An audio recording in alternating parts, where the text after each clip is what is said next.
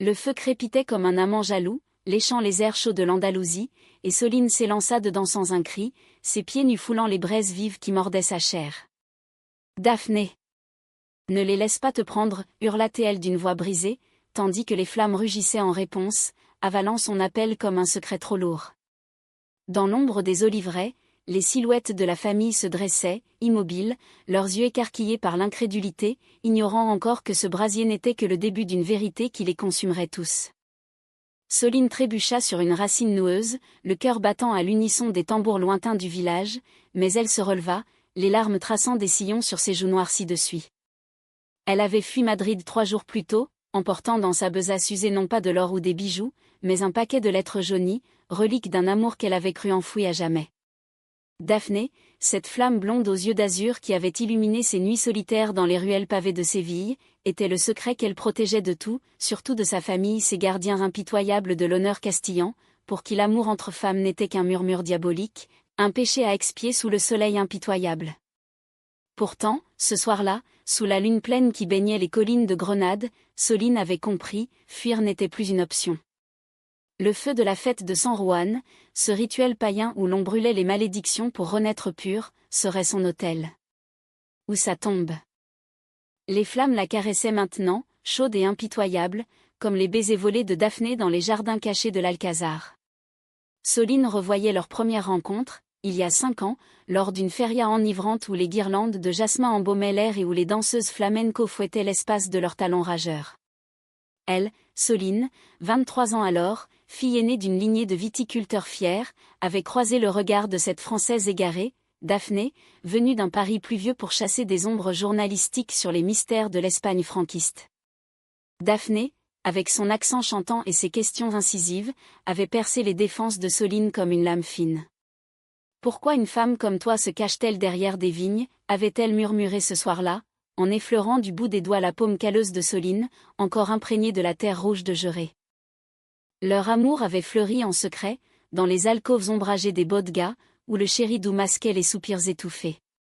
Soline, aux courbes généreuses et aux cheveux noirs comme la nuit andalouse, s'était ouverte à Daphné comme une grenade mûre, révélant ses doutes, ses peurs d'une famille patriarcale qui voyait en elle l'héritière d'un domaine ancestral, promise à un mariage arrangé avec un cousin distant pour sceller des alliances terriennes. Daphné, plus frêle, avec sa peau pâle piquetée de taches de rousseur et son rire qui évoquait les fontaines de Versailles, apportait la liberté d'un exil volontaire, un carnet rempli de notes sur les femmes oubliées de l'histoire espagnole, ses amantes maudites, ses sorcières repenties. Ensemble, elles avaient tissé un cocon de promesses chuchotées. Un jour, nous partirons pour le sud, vers les plages infinies de Cadix, où personne ne nous jugera. Mais les secrets, en Espagne, ont des racines profondes et des épines acérées. La mère de Soline, Doña Isabella, veuve acariâtre aux lèvres pincées par des années de deuil et de dévotion catholique, avait flairé le malaise chez sa fille. Les absences prolongées, les regards fuyants, les lettres cachées sous le matelas de la chambre aux volets clos. Et puis, il y avait Raphaël, le frère cadet de Soline, ce beau ténébreux aux épaules larges et au tempérament de taureau, qui avait surpris une étreinte furtive dans les écuries, un soir d'orage où le tonnerre couvrait les gémissements. Au lieu de hurler, Raphaël avait souri un sourire froid, calculateur. « Ton petit jeu français ne durera pas, sœur. La famille passe avant tout. » Il l'avait laissé partir, mais avait semé le poison, des rumeurs murmurées aux oncles, aux tantes, jusqu'à ce que Doña Isabella convoque une réunion familiale sous prétexte d'un héritage contesté. Daphné, de son côté, portait ses propres ombres.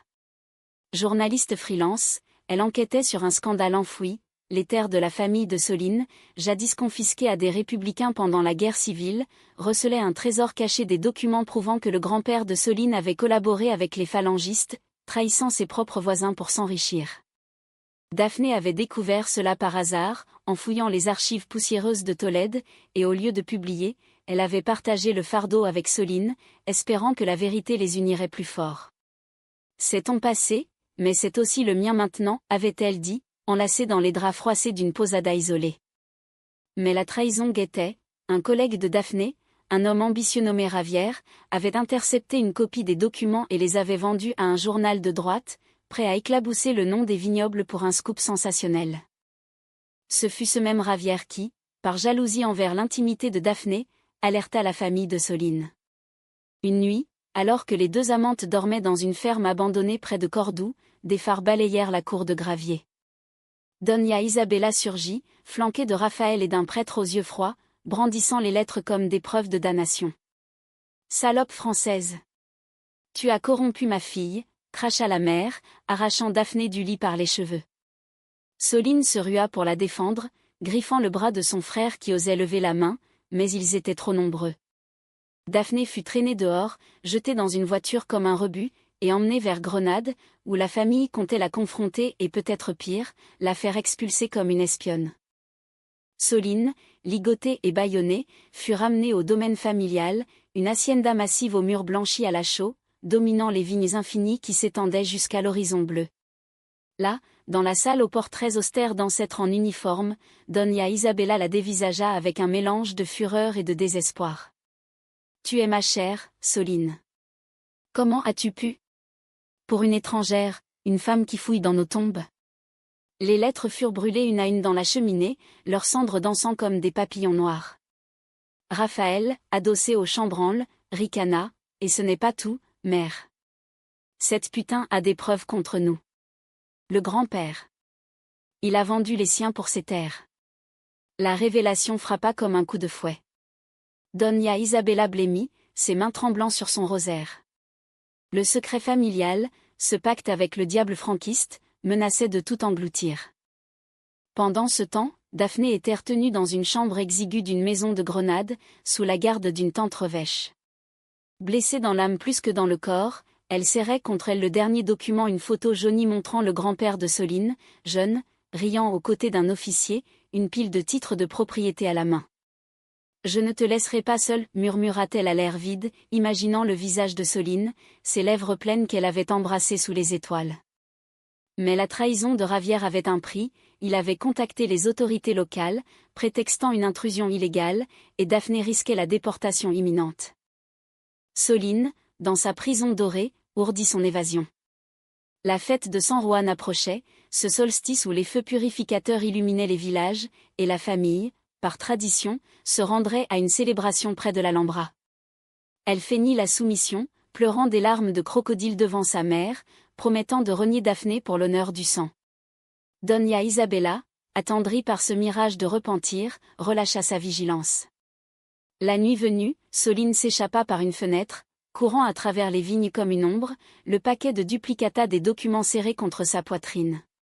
Elle avait tout prévu, rejoindre Daphné à Grenade, confronter la famille au cœur du rituel, et révéler la vérité qui les libérerait toutes.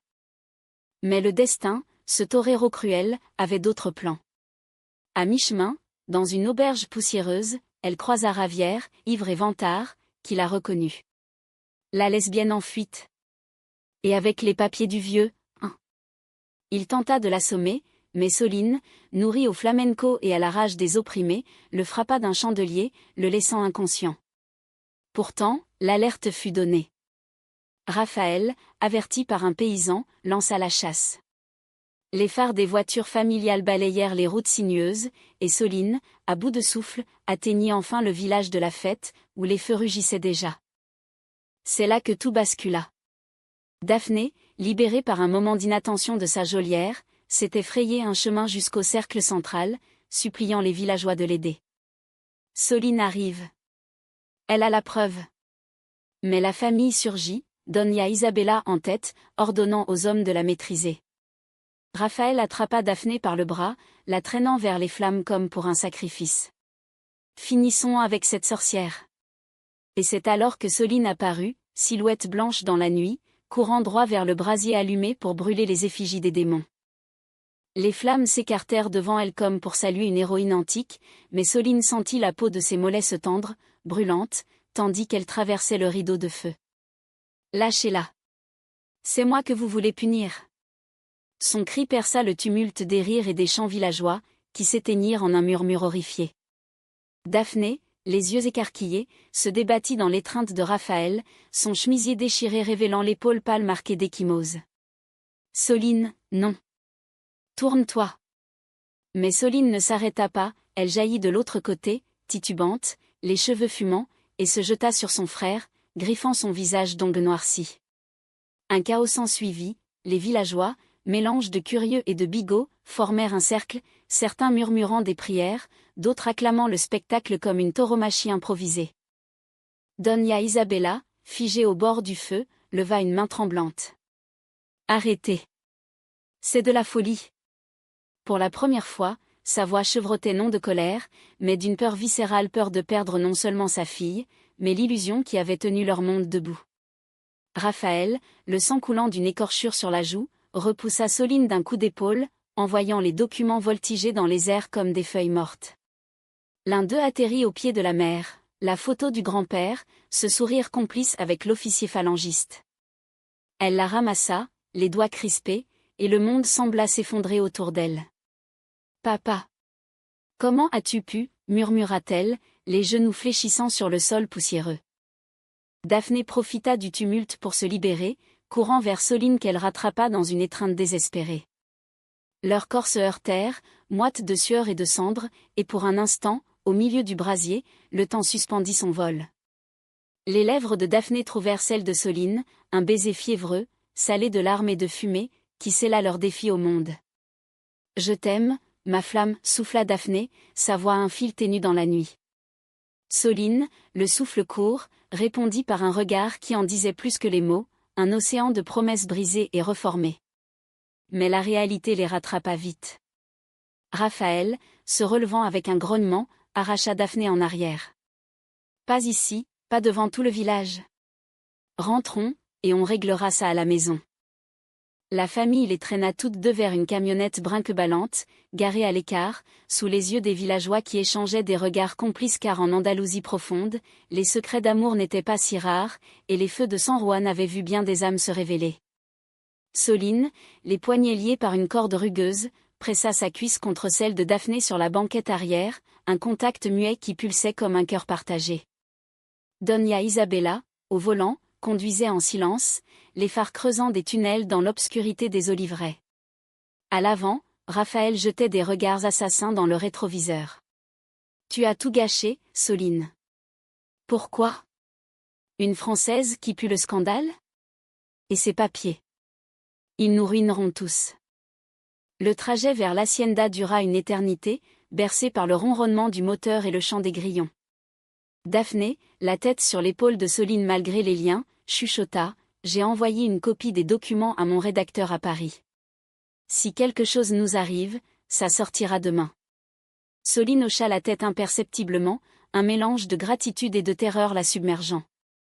La trahison de Ravière n'était plus qu'un pion dans un échiquier plus vaste, c'était la famille elle-même qui était le vrai ennemi, un monolithe de tradition craquelé par ses propres mensonges. À l'arrivée, l'aube pointait, rosée et impitoyable, illuminant les vignes comme des veines saignantes. On les enferma dans la salle des archives, une pièce aux murs tapissés de vieux parchemins et de bouteilles de sherry poussiéreuses, où l'air sentait le cuir et le vin aigre. Doña Isabella entra seule d'abord, refermant la porte avec un claquement sec. Ses yeux, rougis par une nuit sans sommeil, balayèrent ses captives. « Expliquez-vous. » Pas d'excuses, pas de mensonges. Seulement la vérité. Soline, la voix rauque d'avoir crié dans le feu, prit la parole la première. « Maman, ce n'est pas seulement Daphné. C'est nous. Nous nous aimons depuis des années, en secret, parce que tu nous aurais tués sinon. Mais le vrai secret, c'est celui de grand-père. Il a trahi pour ses terres, et nous l'avons su. Daphné voulait nous aider à le confronter, pas nous détruire. » La mère s'assit lourdement sur une chaise, la photo toujours en main. « Ton grand-père. Il a fait ce qu'il fallait pour survivre. La guerre nous a pris tout, mon père, fusillé comme rouge, ton père, mort à cause de dettes. Ces vignes sont notre salut. » Daphné, pour la première fois, intervint d'une voix douce, presque maternelle. « Madame, je comprends la survie. Mais le silence tue plus que les balles. En France, ma propre famille a caché des Juifs pendant l'occupation. Le secret nous a sauvés, mais il nous a aussi hantés. Laissez Soline être libre, comme je le suis. » Doña Isabella les dévisagea longuement, un combat intérieur se lisant sur son visage buriné, la bigote contre la femme, la mère contre la gardienne du lignage. Puis, Raphaël fit irruption, un fusil de chasse à la main, les yeux injectés de rage. Assez de bavardage. Je vais l'achever, cette intrigante, et on enterrera tout ça avec elle. Il visa Daphné, mais Soline se jeta devant, suppliante. Frère, écoute. Si tu fais ça, tu deviens comme grand-père. Un traître.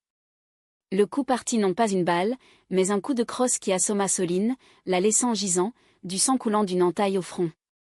Daphné hurla, se ruant sur Raphaël, mais il la plaqua au sol, son genou sur sa poitrine. Tu n'es rien ici, étrangère. C'est alors que la porte s'ouvrit à la volée. Pas un sauveur théâtral, mais la tante Helena, cette veuve excentrique qui avait toujours collectionné des poteries morts et des ragots. Arrête, Raphaël. J'ai vu les journaux ce matin. Paris Match, le scandale des vignobles castillans, collaboration franquiste révélée. C'est fini. La police est en route. Le choc figea la pièce. Doña Isabella se leva, arrachant le fusil des mains de son fils. Que as-tu fait, mon Dieu, murmura-t-elle, s'agenouillant près de Soline pour éponger le sang avec son foulard. Les heures suivantes furent un tourbillon. La Guardia civile arriva, emmenant Raphaël pour interrogatoire non pour meurtre, mais pour tentative d'agression et recel de documents historiques. Ravière, retrouvé ligoté dans l'auberge, fut arrêté pour chantage. Daphné, soignant Soline dans une chambre d'hôpital de Grenade, veilla sa bien-aimée avec une tendresse infinie, changeant les bandages sur ses brûlures aux jambes, murmurant des poèmes de Lorca pour apaiser la fièvre. Tu as couru dans le feu pour moi. Je courais dans le monde pour toi. Soline, faible mais souriante, serra sa main. Et maintenant? La famille, fracturée, se réunit sans armes cette fois. Doña Isabella, vieillie de 10 ans en une nuit, tendit à Soline les titres de propriété. Prends-les. Vends-les si tu veux. Mais reste. Apprends-moi à voir au-delà des flammes. Ce n'était pas un pardon total, mais un début, une craquelure dans le mur de pierre. Helena, la tante rebelle, offrit une chambre à Daphné, pour que tu puisses écrire ton livre sur nous, les ombres d'Espagne. Pourtant, le conflit couvait encore. Raphaël, libéré sous caution, jura vengeance dans l'ombre, complotant avec d'anciens alliés pour discréditer Daphné comme une menteuse. Une nuit, alors que les amantes se promenaient dans les jardins de l'Alhambra, un mot anonyme glissé sous la porte les avertit, le feu n'a pas tout brûlé. Fuyez ou périssez. La trahison n'était pas morte, elle renaissait, plus insidieuse. Soline et Daphné, enlacées sous les arches mauresques de l'Alhambra, sentirent le frisson de la menace comme un vent froid du Sierra Nevada. La lune, complice de leur premier baiser, jetait des reflets argentés sur les bassins miroitants, mais ce soir-là, l'eau semblait murmurer des avertissements. On ne peut pas rester, dit Daphné, sa voix un fil de soie tendue. Raphaël ne s'arrêtera pas. Il a perdu l'héritage, mais pas sa fierté. Soline, les brûlures à ses jambes encore vives sous les bandages, secoua la tête. Et maman? Elle commence à peine à comprendre. Partir maintenant, ce serait comme jeter de l'huile sur les flammes. Leur amour, ce feu intérieur qui les avait portés à travers l'enfer, vacillait maintenant entre la fuite et la confrontation. Les jours suivants furent une danse délicate sur le fil du rasoir. Doña Isabella, transformée par la révélation, invita Daphné à la table familiale pour la première fois non comme une intruse, mais comme une invitée. Les repas, autrefois des champs de bataille verbaux, devinrent des trêves fragiles, où l'on parlait de vendanges et de recettes anciennes, évitant les sujets tabous. Ton accent me rappelle ma jeunesse à Biarritz, confia un soir la mère, versant du finot dans les verres. Daphné sourit, touchée, et raconta des anecdotes sur les marchés provençaux, semant des graines de compréhension. Soline observait, le cœur gonflé, voyant sa bien-aimée tisser des liens là où elle avait toujours vu des chaînes. Mais Raphaël rôdait comme un loup aux abois. Libéré, il s'était retranché dans une cabane isolée sur les terres périphériques, cultivant sa rancune comme une vigne amère. Il contacta d'anciens contacts franquistes, ces reliques d'un passé glorieux qui haïssait les rouges et les déviants. Ensemble, ils ourdirent un plan, discréditer Daphné en la faisant passer pour une espionne soviétique, utilisant de faux documents pour alerter les autorités. Elle a volé nos secrets pour son pays, chuchotait-il à leurs oreilles avides. La trahison, cette fois, n'était pas personnelle, elle était idéologique, un écho de la guerre civile qui refusait de s'éteindre. Daphné, flairant le danger, reprit son enquête avec une ferveur renouvelée. Dans les bibliothèques enfumées de Grenade, elle déterra des témoignages oubliés, des lettres de prisonniers républicains décrivant les exactions du grand-père de Soline, des photos de villages rasés pour faire place aux vignes. Ce n'est pas pour venger, mais pour guérir, expliqua-t-elle à Soline, penchée sur une table jonchée de papier. Soline, qui avait toujours vu ces terres comme un berceau sacré, sentit une fissure en elle. Et si la guérison signifiait tout perdre, murmura-t-elle, effleurant la nuque de Daphné d'un baiser léger. Leur intimité, dans ces jours tendus, devint un refuge ardent. Dans la chambre de Soline, aux murs ornés de azuléjo bleu, elle s'aimait avec une urgence nouvelle, comme si chaque caresse pouvait conjurer le sort. Daphné, ses doigts traçant des arabesques sur la peau olive de Soline, murmurait « Ton corps est une carte de l'Espagne que j'explore, chaque colline un secret. » Soline, arquée sous ses touchés, répondait par des soupirs qui évoquaient les vents du Levant, ses mains enfouies dans les cheveux blonds, tirant Daphné plus près, plus profond. C'était un amour charnel et spirituel, où le plaisir se mêlait à la poésie, rappelant les vers de Federico Garcia Lorca sur les amours maudites de Grenade. Pourtant, le chaos approchait comme une tempête sirocco. Une lettre anonyme, signée d'un corbeau, accusa Daphné de falsification devant le tribunal local. Soline, alertée par Helena, se précipita à l'audience, où sa bien-aimée était traînée, menottée comme une criminelle. « C'est un mensonge. Raphaël est derrière ça, » cria Soline, se frayant un chemin parmi les journalistes attirés par le scandale. Doña Isabella, présente par devoir familial, se leva soudain, sa voix tonnant dans la salle aux lambris sombres. « Assez. Je témoigne. Mon père le grand-père de Soline était un collaborateur.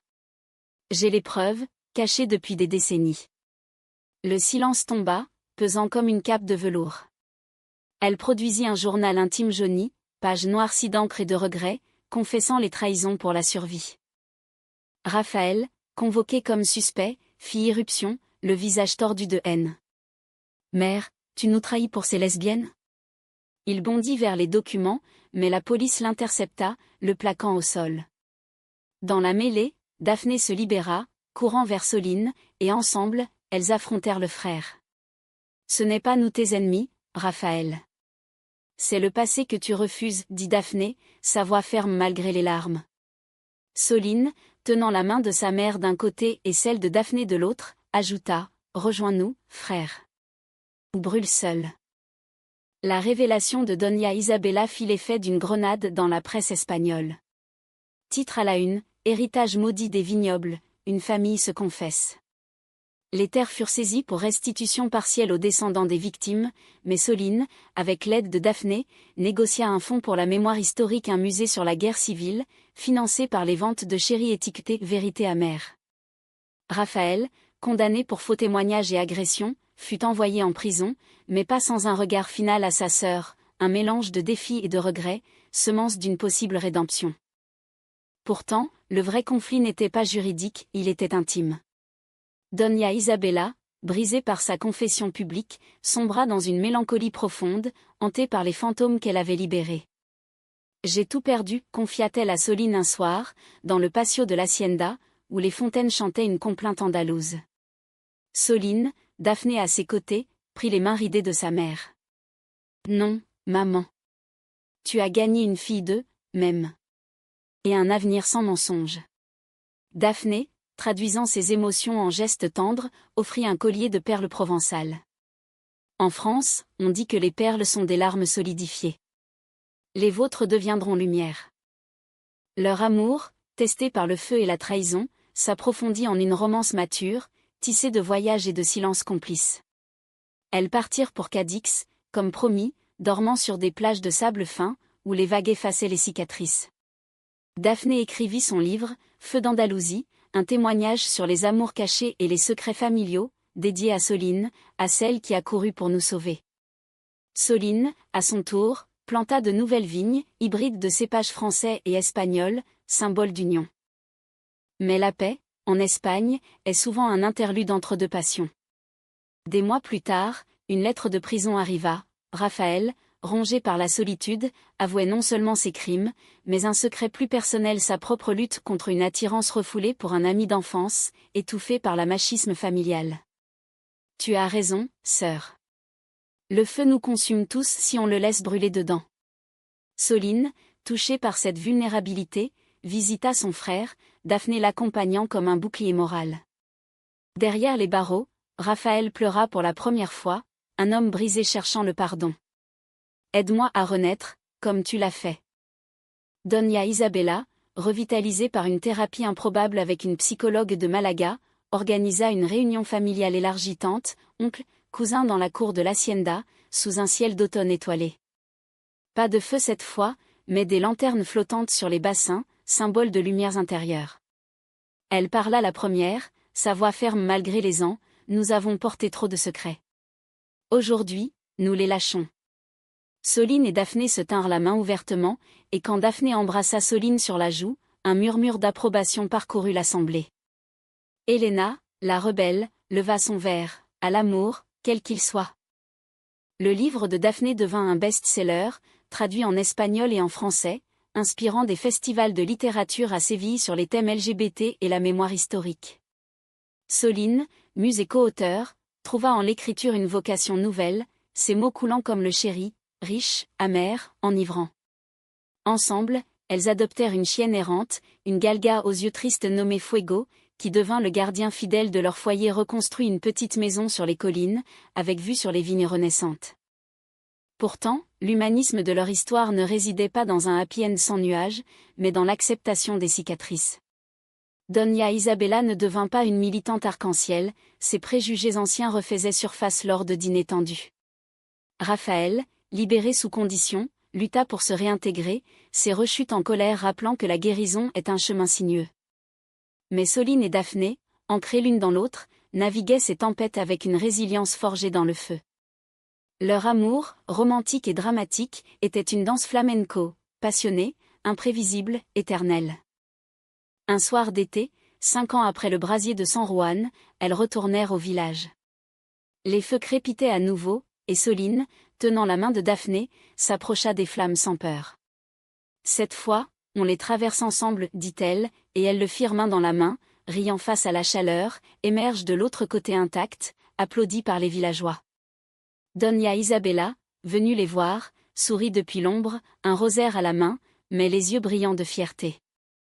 Et dans ce cercle de lumière, le secret n'était plus un fardeau, mais une étoile. Ce que la famille avait découvert n'était pas une abomination, mais une vérité incroyable. L'amour, dans toute sa gloire humaine, pouvait racheter les péchés du passé. Soline se tourna vers Daphné, leur front se touchant. Pour toujours, ma Française. Daphné répondit d'un baiser, doux comme le jasmin. Pour toujours, mon Andalousie. La nuit s'acheva sur des chants, des danses, et un horizon où les oliveraies murmuraient des promesses de lendemain. Car en Espagne, même les feux les plus vifs laissent place à l'aube.